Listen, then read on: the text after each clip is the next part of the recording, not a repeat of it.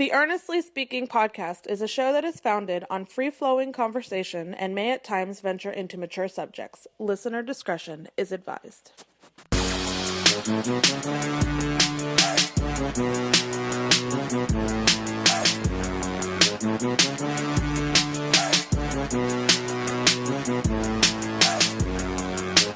First Speaking Podcast coming to you on September 15th, 2022. How you guys doing? Rainy day here in South Florida. No work for me, though. A nice day. My wife and I have spent the entire day cleaning. Cleaning our house and getting rid of stuff and all that good stuff. But, you know, like I said, when you have a family, you have kids, and you piling up things, you got to get rid of things. You do what you got to do, man. So, yeah, that's been kind of like our thing today. Just get rid of things and just trying to keep things in order. We had a nice little lunch today, date day, what do you call it? Thursday's like if I don't work Thursdays normally, because normally I don't work Thursdays, so that's have to do like extra stuff at work.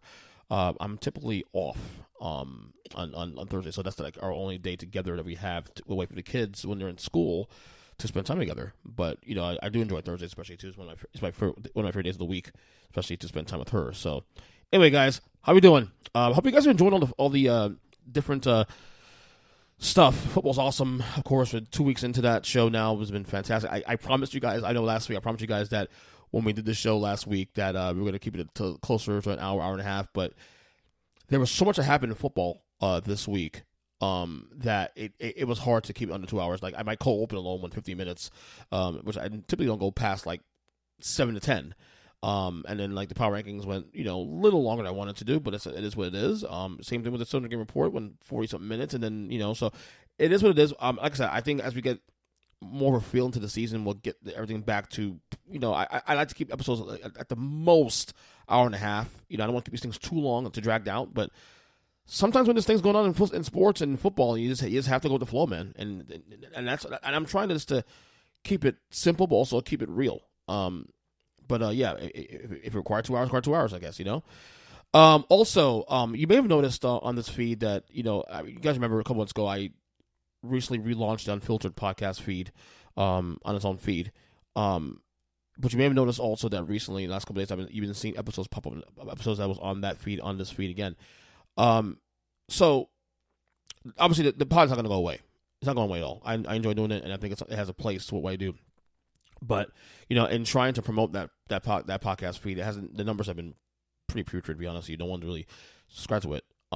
Everybody that listens to my content listens to it on this feed. And I thought about it. I was like, you know, if I can still do the show, just run it through this feed. And again, I don't want to. The thing was, the original idea was I was going to do that show possibly daily, which I'm not going to do anymore. I'll do that show when it's necessary. So because of that, and my fears initially of trying to clutter this feed, we're going to move those episodes over here, kill that podcast feed, and everything now from this point on, audio will be running through this feed now going forward. The only show I do that has its own feed, which obviously makes sense to do it that way because it's built into my schedule. It's weekly, and it's, you know, it deserves its own space. Is the my wrestling podcast, Take 3 Wrestling Podcast. Of course, subscribe on all podcast catchers. But everything else, you know, football's awesome and Unfiltered and everything else that the concepts I've been doing for the last year or so will be now on this podcast feed. So again, if you want a few people to actually subscribe to Unfiltered, but also subscribe to this podcast, don't worry that those episodes will have a home here, and then we're gonna kill that. We killed that feed already last night as it is. So we'll run those episodes, Unfiltered episodes here on this podcast feed going forward. I feel good about things these days, man. Like I said, I'm trying to keep things simple. You know, like I said, you know, embracing minimalism, embracing simplicity and all that. That has to include also what I do professionally too as well with this stuff, even with podcasting. You know, trying to keep things simple. So run things through one feed. People can find it in one area, and then that's about it. So, and another thing too also I've been trying to do now especially is take care of my health now. Taking care of my health right now more than anything is my number one priority. Because, you know, for me to want to get older, I want to see my kids get older, I want to do this stuff, the things I enjoy doing, you know, I have to be in the best health possible to do that. You know, and I said I've been doing well. Like I said, the last couple of years I've, you know, embraced intermittent fasting. I've embraced a lot of things. You know, I've lost about 40-something pounds in the last couple of years, you know, doing it naturally. But I still don't always feel good. and I still need to clean up. Even if the 8 to 9 hours a day I do eat, I do want to start cleaning that up. One of my good buddies here, who's been on the podcast quite a few times, James, he probably on the show actually in probably a few weeks. We've been talking about him on the podcast, talk about a lot of things. In addition to him losing a bunch of weight, he sent me a text yesterday, and he sent me a text, and he basically told me he's at 167 pounds now, and it's crazy because he was at 202 a couple months ago, and then he just dropped another 35, 40 in the last few months alone. He said he's losing 10 pounds a month, and what he's doing now, he's obviously eating much cleaner, and he's always been relatively a very healthy guy anyway. He's always been all about his health, drinking water all the time. He gets on me about drinking sodas and other junk that I put in my system, and recently he's been embracing, going back to, working out again, working on his core. He doesn't go to the gym like everybody else does. He just does stuff at home and just keeps things simple as well too. But he has really gotten to the point where he's told me he was his lightest in years. And he's got me really, really wanting to not just continue to lose weight, because losing weight is one part of the journey. Being healthy is, you can still be skinny and still be unhealthy. Let's be clear about that. I think a lot of people have a misconception of what healthy really means, and I think we need to kind of, be more transparent and honest with that. There's a lot of people who are bigger, who are big boned, whatever, bigger, that are healthy. It's just the genetics. The genetics. Sorry, I said 3 times fast. So we need to kind of, in a way, we do have to try to make that clear. Okay, like there are moments of me, like in the mornings, where I try to wake up in the morning and I feel groggy as hell, and I know a lot of it's because of the fact that I'm not, even in the 8 to 9 hours that I do eat, every fast has worked in terms of me losing weight, but I need to clean up the food I'm eating within the 8 to 9 hours, because again, I'm not eating enough greens. I need to continue taking more vitamins. I need to drink more water and just clean up my eating. So that's my number one priority right now, is to make sure my health is back in order. And I think as I'm 42 years old now, I'm not getting younger. I need to start really taking care of that. So that's what my goal is right now, is getting my health in order. I don't want to talk much football or sports on this episode, because again, especially football, because we already done. We did the whole 2 hours of football on the Tuesday, Wednesday podcast. Football's Awesome podcast episode we just did a couple days ago. So everything's in there. But I do want to talk about the Dallas Cowboys real quick, not because I find them interesting, because I really don't. But I just want to. I don't want to understand. And look, I get the whole America's team thing. I get the whole legacy thing. I get they probably have the biggest fan base in the world, at least in the NFL wise. But I've never, especially in the last couple of years, because the media continues to dram down our throat the Dallas Cowboys. Whether the Cowboys are good or bad, it's always about Dallas Cowboys, and I'm sure they get lots of hits, clicks on Cowboys articles and Cowboys videos, because obviously you have the biggest fan base in the league. You're going to get people who want to hear what you're saying, and I get all that. But I never understand the fascination though with the Cowboys, because certainly in the last couple of years, like I like Dak Prescott, and he obviously got hurt last week. He'll be out 6 to 8 weeks, although Jerry Jones is foolishly saying 4 weeks, whatever. But I never understood, to me, the fascination of the Cowboys, especially in recent years. Like, to me, they'll have like April, like on First Take, for example. You watch First Take, and they'll be talking about the Cowboys, and it doesn't even interest me. Well, the Cowboys go to the playoffs this year in April or May, and this week with the Dak injury, the Cowboys in trouble. We'll make the NFC East despite not having Dak. Like, no, they're not going to the NFC East without Dak Prescott. Come on, I mean, they're already behind the ball. Having, I hadn't won the playoffs, but they're already behind the ball as it was. And then you lose your best player, arguably, and you expect to go to the playoffs, and then media's ramming that down our throats. That's all they're talking about. You have so much great games this past weekend, so much different narratives you could dive into that you leave on the table. And for some reason, we have to hear the Dallas Cowboys over and over and over and over again. I don't get it. And especially in 2022. Like, the one thing Dak Prescott did for Dallas Cowboys more than anything else, and it's probably a good thing in my eyes, because honestly, like I don't get it. I got it in the 90s. I got it even the parts 2000s also too. Even with Tony Romo, I got it, because Tony Romo was a polarizing figure. In terms of just, how good a player he was versus how much he actually accomplished, on the field. But the Dallas Cowboys, to me, in the not just 2022, but the last couple of years, really, they're not even interesting. Like, I find the Cowboys, and I mean this from the bottom of my heart. The Dallas Cowboys are boring. And I don't know if it's Jerry Jones trying to push this, and Jerry Jones wants to be in the headlines all the time. Yes, that's obviously I'm answering my own question, of course. But I just don't find the Cowboys interesting. I really don't. I don't get it. Like, the fascination. Look, I don't have a problem with them talking about the Dallas Cowboys. It's just the ramming down the throat stuff I can't stand. It's like, First Take has what? In a 2-hour show, they probably have what, like, say about 10 to 12 topics? I guarantee you 40%, if not more, was dedicated on Monday or Tuesday to the Dallas Cowboys. Even though we had so many different things about in the NFL, so many things about college football, from this week alone. And I didn't count this, but it felt like at least of the 10 to 12 topics they had lined up for 2 hours, 10 to 12, that 4 or 5 of them was dedicated to the Cowboys. Why? I don't get it. Like, yes, Dak's hurt. That's a problem. Yes, the Cowboys are interesting. Yes. But 5 topics? 5 topics, really? On Cowboys? I don't get it. It makes no sense. It makes no sense. So, to me, they're not interesting. So I don't understand that. So I don't understand it. Anyway, so my wife, she's been rewatching shows lately. Some of her favorite shows lately. One of her favorite shows actually is called Glee. I doubt people listening to this podcast actually watch that show. I mean, Glee has a certain audience. Came out in 2009. Can't be like shows that old now, 13 years old. Wow. So she's been rewatching it recently. Now, I've watched the show off and on with her because she has it on the back. She has it on in the background. I'll probably watch a little bit with her. Not really watching tedious, like intently, but it's on there, so I kind of know what goes on in the show to some degree. But one of the things about Glee I find fascinating. Now, this is something that's fascinating and sad too, really. I believe there's a real Glee curse around this show.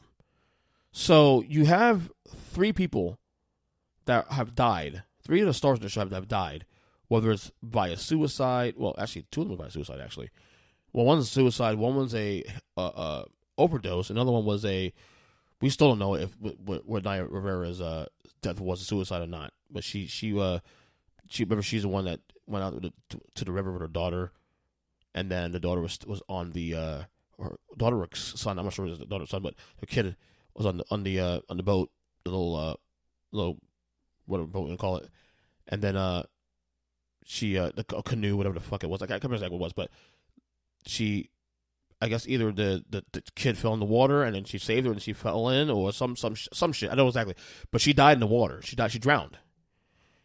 Then you have Corey Monteith who played what was his name, Finn, on the show, and he died of an overdose. He was dating at the time Leah Michelle, who was the other star of the show. He had died of an overdose. And then you had the other guy, I can't remember his name, the bully guy, whatever his name is. Anyway, he was charged and convicted of having child pornography, and then he committed suicide after he was convicted. So I was telling my wife the other day, like, this show, like, it's crazy. Like, this show, is so polarizing because 3 of the stars in the show have died in this 13 years, and the thing is, These are people who are young. These are young people. These are people who are less than 40 years old.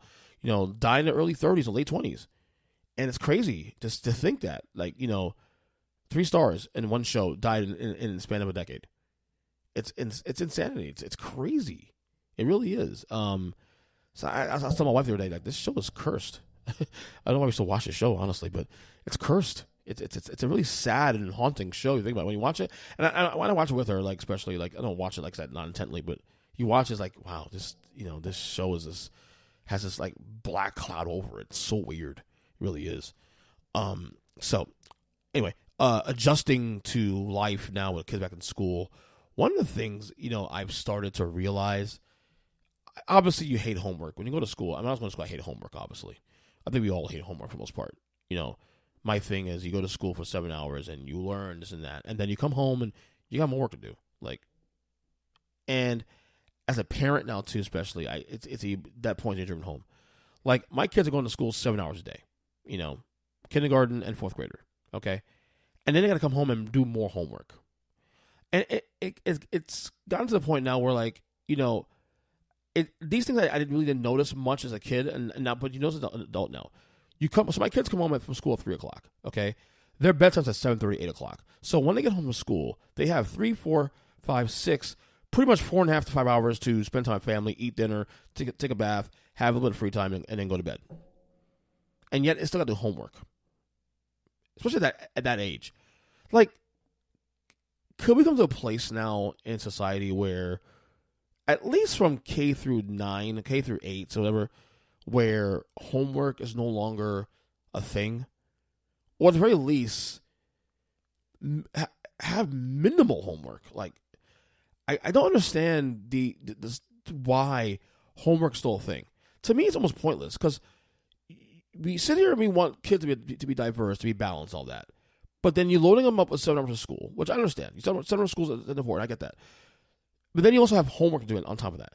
So my kindergartner, for example, he gets a weekly packet. He gets a weekly homework packet. But the weekly packet is so stacked. So on top of all that, he has to not only do the packet and turn it in on Fridays, but he also has to learn sight words, and then has to learn spelling words on top of that too, and has to read a book every night before he goes to bed. So all of that has to happen within a 5-hour span per night, while still doing activities, while still spend time with the family, while still having dinner, taking a bath, you name it, all those things within 5 hours, and you still got to commit to the homework. Look, I'm not saying homework is a bad thing, but loading up these kids, especially kids that are 7th grade, 6th grade or under, to me is pointless at this point. Like, if you give them homework to do, then what's the point of going to school for 7 hours, especially? Like, I can make an argument that if you cut the school hours to, like, say 5 hours, then I can say, okay, fine, give them homework. But to go to school for 7 hours, okay, it's like almost like having a job pretty much, and then come home and do more work. It makes no sense. It's pointless. It makes no sense. And, like, obviously as a kid growing up, you don't think that way. This is what it is. But as an adult and you have children, you see this like, wow. So I got to do all this stuff, make dinner, and still make sure the homework's done. And again, it's not so much the homework part, but more so the amount of time you spend in school plus everything else, and got to fit it in. Oh, by the way, I have it done and done properly. It's ridiculous. Like, we only have 24 hours in a day, guys.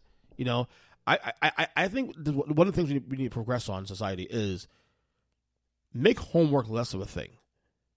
If you, at the very least, lessen the amount of homework you're giving the kids. It's insanity. It's really insanity. Anyway, movie talk real quick. Just saw Beverly Hills Cop 4 is a go.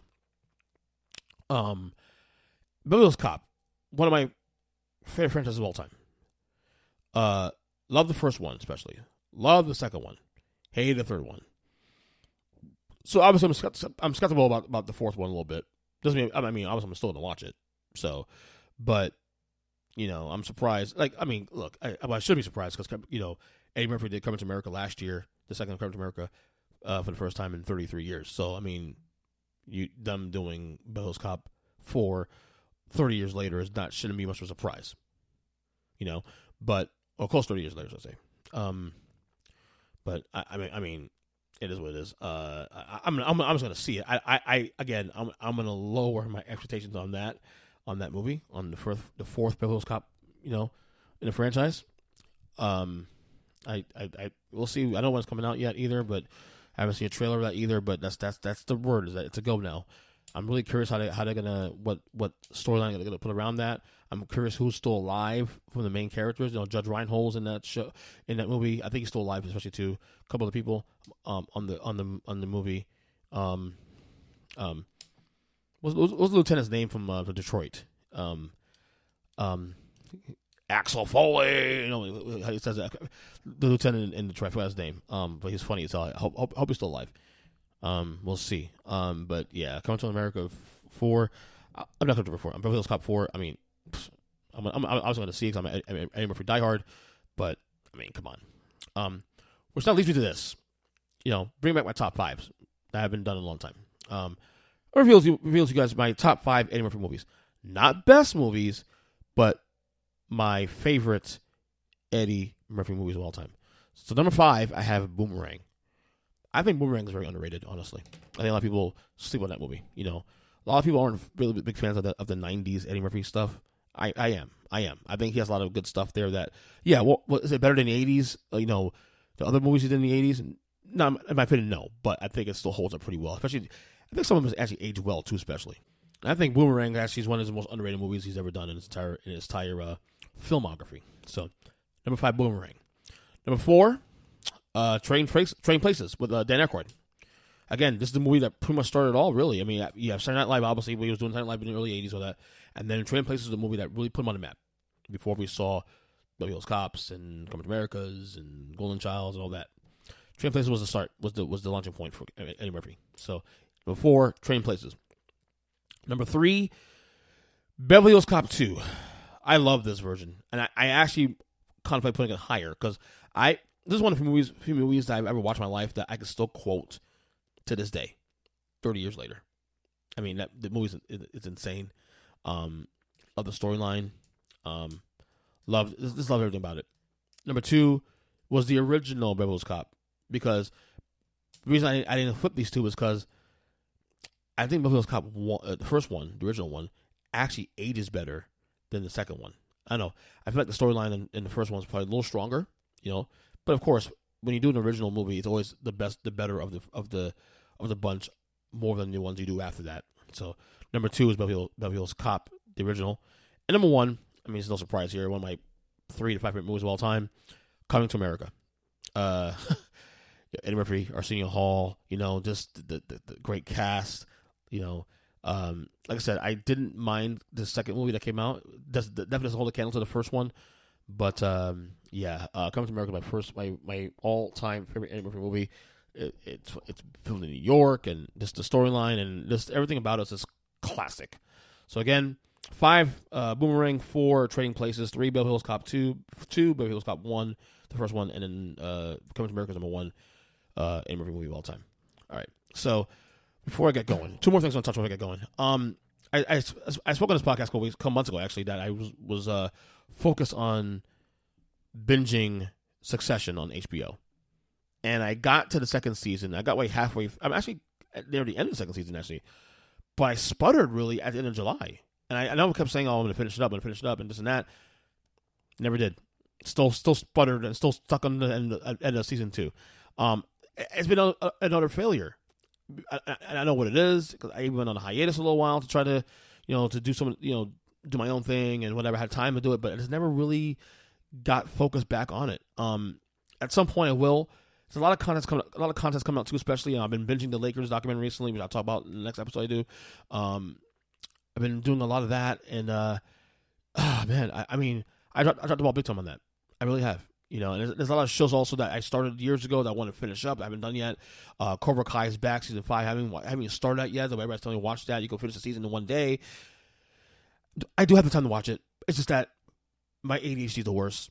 And for me to sit and settle in to watch these shows, man, oh my gosh, it's like painstaking for me. And here's the worst part now. Football's back. I got football Thursday night. I got football sometimes Friday night too with college football if there's a big game on. Definitely Saturdays. I work all day. Then Saturdays I focus on college football. Sunday, I'm definitely I'm worthless on Sundays because I'm watching NFL football all day Sunday, and then Monday Night Football, especially if it's a big game on. And this coming Monday is 2 games on actually. So I'm done. I'm done for. So you have Tuesday. I can watch it, but then I'm podcasting on Tuesday all day. I'm all day doing podcasts between recording all the football's awesome segments and doing my Huddle Up podcast with Big Jim on his show at nighttime. So by the time I'm done with all that stuff, I want to go to rest up, go to sleep. Wednesday nights I may have a podcast. I'm in podcasting on Wednesday nights, especially too. So time is not on my side right now with this. There's 7 days, and somehow I have something going on every night. But I'm gonna try. I'm gonna set a new goal. I'm gonna set a new goal to end. Realistically speaking, because this show's not coming back for a while, they said. Realistically speaking, finish this show, let's get caught up with the show by the end of 2022. I think I can make that happen.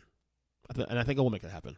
So I'm giving myself till December 31st, 2022 to get caught up with Succession, which means it's only, think about it, 12 episodes left to watch because they're only 3 seasons in. I'm almost done with season 2, and I only got 10 episodes of season 3 to watch. So it should be done, and it's only an hour show, but it's getting my ADHD self, getting myself to focus on doing the show, watching the show rather, and to see if I can do it. I think I can do it, but I'm going to be realistic here and give myself till December 31st. Now, here's the problem with that, though. NBA basketball is back very soon, in another month or so. That's the problem. And you know I'm an NBA junkie. I'm an NBA League Pass guy. The Heat, Miami Heat, of course, on every other night. So, good luck with that on my end. We'll see. All right. Before I go, I want you guys to check out podcast I've heard on last night. Of course, as I mentioned, Big Jim, James Denise, who comes on the podcast very often. He's also now part of the Takes Me Wrestling podcast as well, too. And, of course, I go on his podcast, a Hell Up podcast, every Tuesday, as I just said a little while ago. He has a third podcast called Discussions with Nobody. And I've mentioned a couple times in last recent episodes that we were planning on doing an episode where we both rank our top 10 Queen songs. Not top 10 best songs, but top 10 favorite songs.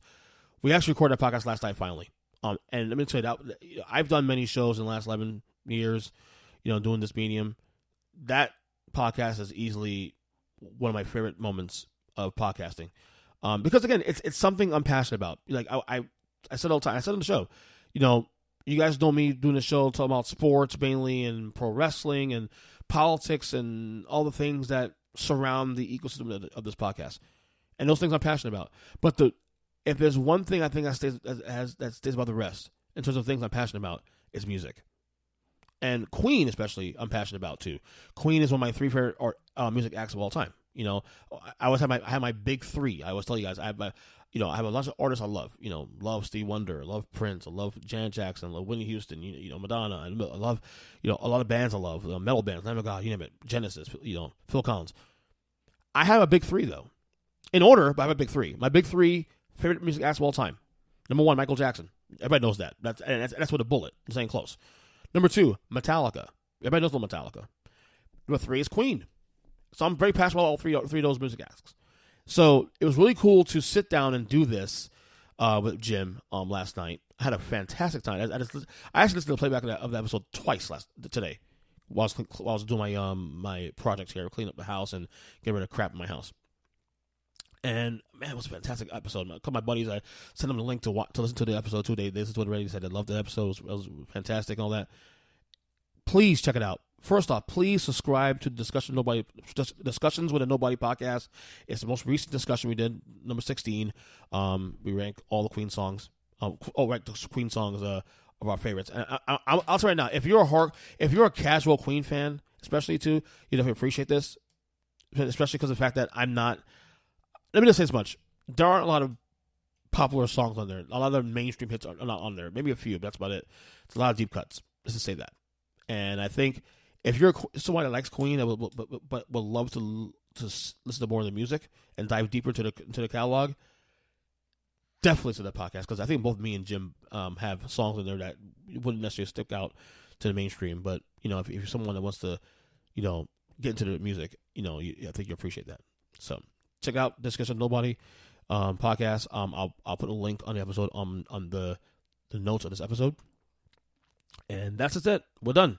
So again, I'm on Twitter at EJChris7, because Earnestly podcast. Earnestly, of course, on YouTube. Please subscribe to YouTube as well too. Some of these episodes have videos and there's clips on there too, especially, and all the different segments, different concepts, Unfiltered, and the NBA stuff, and football's awesome. They all have his own playlist. Take the wrestling playlist, his own playlist. So it's all divvied out neatly for you guys to subscribe. Like I said, we just recently passed 100 subscribers. We're now 103 now. Thank you guys for continuing to follow the vision and do that. Also, we are working on having merch for this podcast and whatnot. So we'll announce that when that comes around. Other than that, that's about it for now. I'm going to go ahead and now record an Unfiltered podcast with my week 2 NFL picks, gambling picks for the weekend. And I went 3-2 last week for the record, but I feel so disappointed about that. But we'll talk soon. Love you guys. Take care and see ya.